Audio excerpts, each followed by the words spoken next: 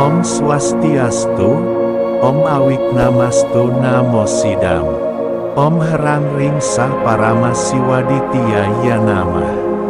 Terlebih dahulu, kami haturkan pangaksama mohon maaf kehadapan Ida Hyang Parama Kawis serta Batara, Batari junjungan dan leluhur semuanya, supaya tatkala menceritakan keberadaan para leluhur yang telah pulang ke nirwana, kami terlepas dari kutuk dan neraka karena diambil dari berbagai sumber informasi.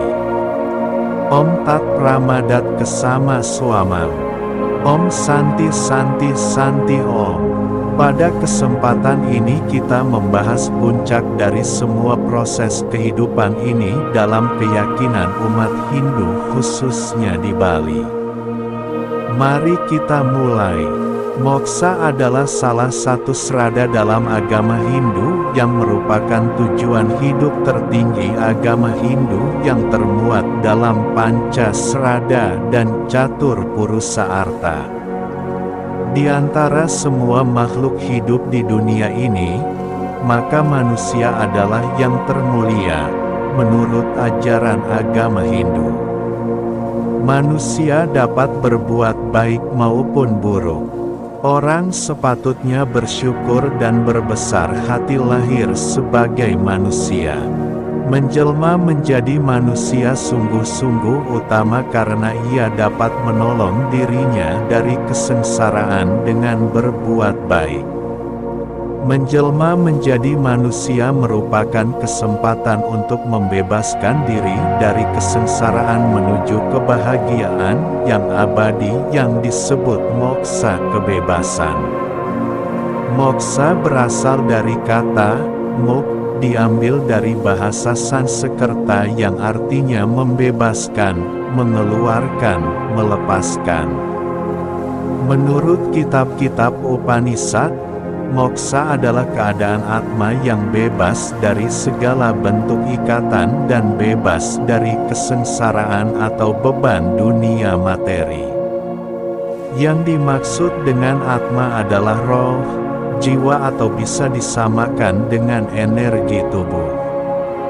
Sedangkan hal-hal yang termasuk ikatan adalah 1. Pengaruh panca indria, 2. Pikiran yang sempit, 3. Keakuan atau ego, 4.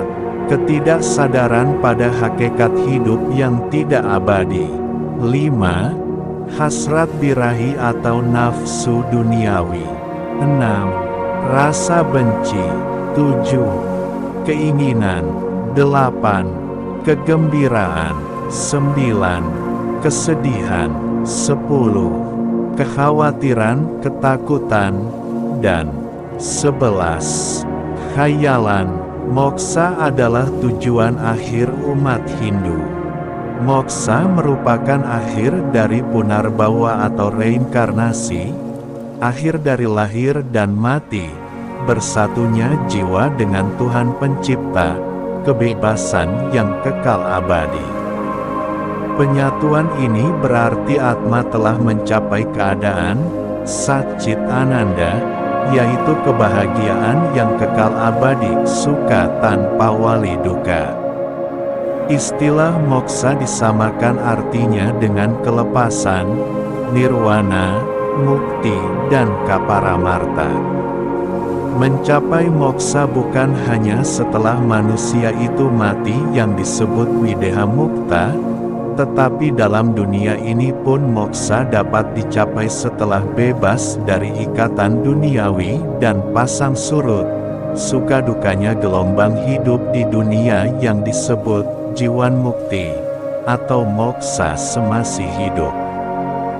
Jika selama masih hidup seseorang itu mencapai moksa maka ia telah mencapai tingkat moral yang tertinggi, kehidupannya sempurna atau kaertaktia, penuh dengan kesenangan atmarati karena terbebas dari 11 jenis ikatan yang disebutkan di atas.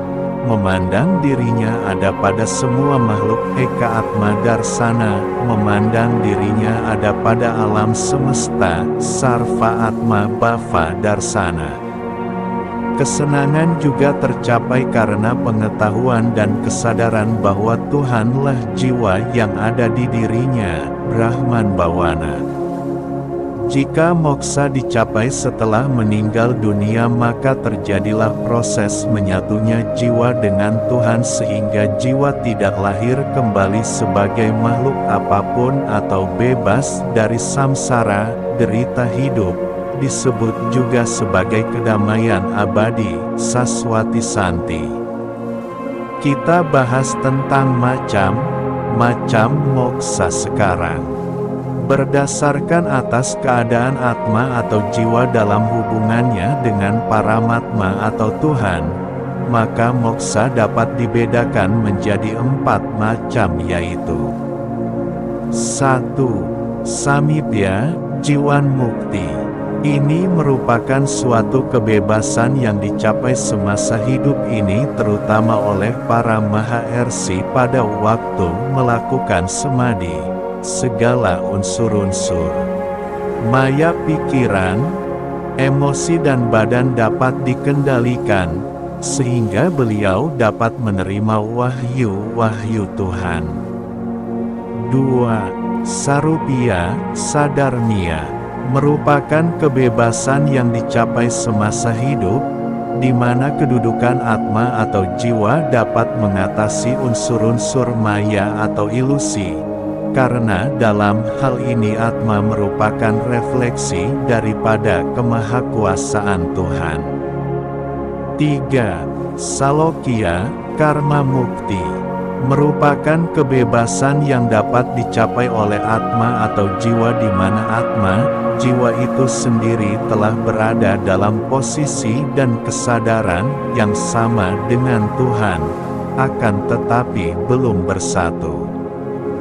Dalam hal ini atma telah mencapai tingkat dewa yang merupakan manifestasi sinar suci Tuhan. Salokya sama dengan karma mukti. 4. Sayujya, Purna Mukti, merupakan suatu tingkat kebebasan yang tertinggi di mana atma telah bersatu dengan Tuhan, sehingga mencapai Brahman Atman Aikyam. Sayujya sama dengan Purna Mukti. Setelah kita bahas jenis moksa, sekarang masuk pada pembahasan tingkatan moksa. Berdasarkan atas kemampuan manusia untuk melepaskan diri dari ikatan keduniawian untuk mencapai moksa, maka berdasarkan tingkatannya moksa dibedakan menjadi 3 tingkatan diantaranya. 1. Moksa merupakan kebebasan yang dapat dicapai oleh seseorang tetapi masih meninggalkan bekas berupa mayat badan kasar. 2. Adi moksa merupakan kebebasan yang dicapai oleh seseorang dengan meninggalkan bekas-bekas berupa abu. 3. Parama moksa merupakan kebebasan yang dicapai oleh seseorang tanpa meninggalkan bekas. Semoga telah dipahami mengenai moksa dengan penjelasan di atas. Setelah paham, dilanjutkan cara atau jalan mencapai moksa. Untuk mencapai moksa, seseorang harus mempunyai persyaratan tertentu sehingga proses mencapai moksa dapat berjalan sesuai dengan norma-norma ajaran agama Hindu. Dalam mencapai moksa dapat dilakukan dengan beberapa cara, yaitu 1. Dharma. Dalam ajaran agama Hindu yang terdapat dalam Catur Parusa Arta dijelaskan bahwa tujuan dari kehidupan adalah bagaimana untuk menegakkan dharma atau kebermanfaatan. Setiap tindakan harus berdasarkan kebenaran, tidak ada dharma yang lebih tinggi dari kebenaran. Dharma telah ada pada zaman dahulu, zaman sekarang dan zaman yang akan datang. Ada sepanjang zaman, tetapi setiap zaman mempunyai karakteristik lain dalam melakukan latihan kerohanian spiritual. Untuk setiap zaman dibedakan cara melakukannya. Zaman Kerta Yuga latihan kerohanian yang baik adalah melakukan meditasi. Untuk zaman Treta Yuga latihan kerohanian yang baik adalah dengan melakukan yatnya atau kurban. Untuk zaman Dwapara latihan kerohanian yang baik adalah dengan melakukan yoga yaitu upacara pemujaan, dan untuk zaman Kali Yuga latihan kerohanian yang baik adalah dengan melakukan nama smarana yaitu mengulang-ulang atau menyebut nama Tuhan yang suci. 2. Pendekatan kepada diri kepada Tuhan Hyang Widiwasa. Untuk mendekatkan diri ke hadapan Tuhan atau Hyang Widiwasa ada beberapa cara yang dilakukan umat Hindu, yaitu cara dharana, menetapkan cipta atau pikiran, dhyana, memusatkan cipta atau pikiran, dan samadhi, mengheningkan cipta atau pikiran. Dengan melakukan latihan rohani, terutama dengan penyelidikan batin, akan dapat menyadari kesatuan dan menikmati sifat Tuhan yang selalu ada dalam diri kita. Apabila sifat-sifat Tuhan sudah melekat dalam diri kita, maka kita sudah dekat dengan Tuhan yang Maha Esa, sehingga segala permohonan kita akan dikabulkan dan kita selalu dapat perlindungan dan keselamatan. 3. Kesucian. Untuk memperoleh pengetahuan suci dan menghayati Tuhana atau Hyang Widiwasa dalam keberagaman dinyatakan dalam doa Upanishad yang termasyhur. Asatoma Satgamaya, Tamasoma Jyotirgamaya, Mritiorma Amritan Gamaya, yang artinya, tuntunanlah kami dari yang palsu ke yang sejati. Tuntunlah kami dari yang gelap ke yang terang, tuntunlah kami dari kematian ke kekekalan. Setiap kita melakukan kegiatan, kita biasakan untuk memohon tuntunan ke hadapan Yang Widiwasa agar kita selamat dan selalu dilindungi. Pekerjaan apapun kita lakukan, apabila kita bekerja demi Tuhan dan dipersembahkan ke hadapan Yang Widiwasa, maka pekerjaan tersebut mempunyai nilai yang sangat tinggi. Dengan menghubungkan pekerjaan tersebut dengan Yang Widiwasa, maka ia menjadi suci dan mempunyai kemampuan dan nilai yang tinggi. Tujuan dari kehidupan kita adalah agar jiwa terbebas dari triguna, yaitu guna tamas, guna rajas, dan guna satwam, dan menyatu dengan Tuhan. Di dalam Weda disebut yaitu moksartam jagadita yaka iti dharma, yang artinya adalah tujuan agama. Dharma kita adalah untuk mencapai moksa, moksa artam, dan kesejahteraan umat manusia, jagadita.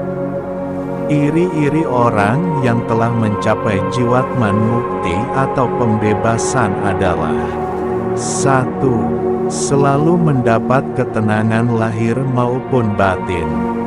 2. Tidak terpengaruh dengan suasana suka maupun duka. 3. Tidak terikat dengan keduniawian. 4. Tidak mementingkan diri sendiri, selalu mementingkan orang lain, masyarakat banyak. Bila sudah memahami hal yang dipaparkan, dilanjutkan mengenal apa saja hambatan mencapai moksa. Dalam mencapai moksa sungguh tidaklah mudah. Banyak terdapat hambatan dan rintangan diantaranya. 1. Masih melekatnya karma wesana atau keinginan dalam jiwa. 2. karena terbelenggu oleh avidya, kebodohan. 3. Karena ikatan subha karma, perbuatan baik dan asubha karma, perbuatan jahat.